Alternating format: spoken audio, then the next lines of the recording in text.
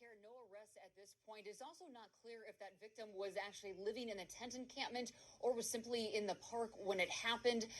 We do know, though, it is reviving calls for more help at these tent encampments and for a long-term housing solution for those who are living here.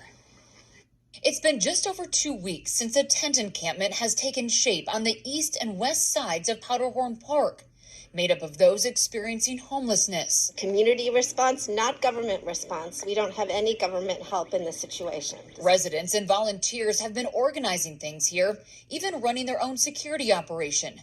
But Thursday night, it wasn't enough. The conditions that allowed for an assault to happen are everywhere in our culture.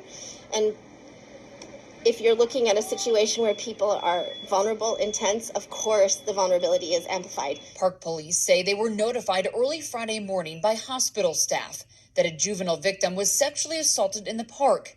And while it's not clear if the victim had been staying at the camp, it's concerning for the community. I think it's sad and I think it's a tragedy because I think we keep forgetting that there's a reason a lot of them are in the park, and those are addiction issues. So we have not addressed addiction issues.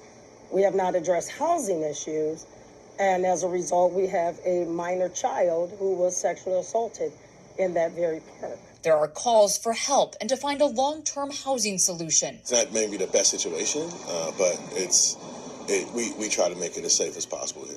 Park Board Commissioner Londell French has been out patrolling the camps overnight and says the board is not equipped to handle it all. If I had control over, billion-dollar budgets, yeah, help would be on the way, but I have control over me, and 8 other people have control over a park board budget that wasn't meant to address the problem of homelessness. Advocates on the ground echo that and say they can't do this alone. We know that government can do a lot when it wants to, and I'm not seeing it here.